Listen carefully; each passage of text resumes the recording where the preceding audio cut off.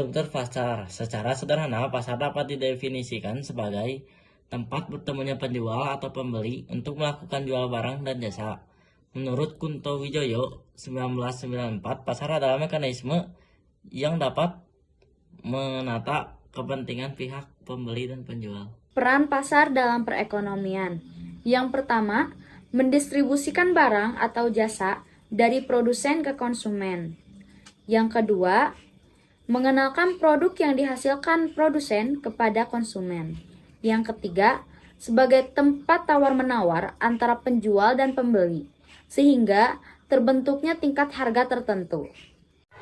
Berdasarkan bentuknya, satu pasar konkret yaitu tempat bertemunya penjual dan pembeli secara langsung, contohnya yaitu pasar swalayan. Kedua, pasar abstrak yaitu pasar yang menunjukkan aktivitas jual beli tanpa bertemu secara langsung, misalnya pasar modern. Lalu ada berdasarkan waktu terjadinya. Yang pertama ada pasar harian, yaitu pasar yang dilaksanakan setiap hari.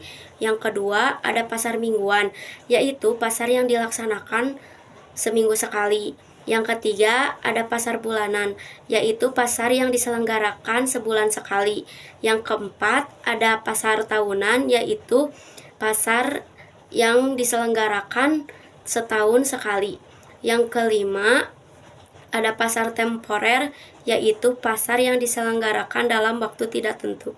Yang selanjutnya yaitu C, berdasarkan luas jangkauannya. Yang pertama yaitu pasar lokal, yaitu pasar yang mempertemukan penjual dan pembeli dalam satu wilayah atau daerah tertentu. Yang kedua yaitu pasar nasional, yaitu pasar yang mempertemukan penjual dan pembeli dalam lingkup satu negara. Yang ketiga yaitu pasar internasional, yaitu pasar yang mempertemukan penjual dan pembeli dari berbagai negara di dunia. Selanjutnya yaitu D, berdasarkan barang yang diperjualbelikan. Yang pertama yaitu pasar output, yaitu pasar yang memperjualbelikan barang hasil produksi. Yang kedua yaitu pasar input, yaitu pasar yang memperjualbelikan faktor-faktor produksi. Lalu ada struktur pasar. Pada struktur pasar terdapat pasar persaingan sempurna. Yang pertama, ciri-ciri yang pertama ada jumlah penjual dan pembeli banyak. Yang kedua, ada penjual dan pembeli dapat dengan mudah keluar dan masuk pasar. Yang ketiga, barang yang diperjualbelikan bersifat homogen. Yang keempat, penjual dan pembeli memiliki informasi yang cukup mengenai pasar. Lalu bagian kedua, ada pasar monopoli. Pasar monopoli adalah pasar yang didominasi oleh satu penjual saja. Ciri-ciri pasar monopoli diantaranya, yang pertama, hanya terdapat satu penjual yang mendominasi pasar. Yang kedua, penjual lain sulit untuk masuk ke dalam pasar. Yang ketiga, barang yang diperjualbelikan tidak memiliki barang pengganti. Yang keempat, perusahaan dapat mempengaruhi harga barang.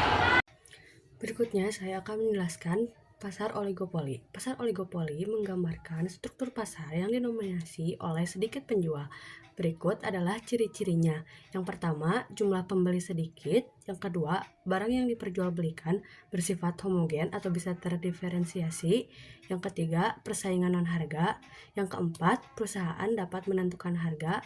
Dan yang kelima, terdapat hambatan dalam keluar masuk di pasar. Lalu berikutnya ada pasar monopolistik. Pasar monopolistik adalah pasar dengan jumlah penjual sedikit dan barang yang diperjualbelikan terdiferensiasi. Ciri-cirinya yaitu sebagai berikut. Yang pertama, terdapat sedikit penjual. Yang kedua, barang yang diperjualbelikan terdiferensiasi. Dan yang ketiga, mudah untuk keluar masuk pasar.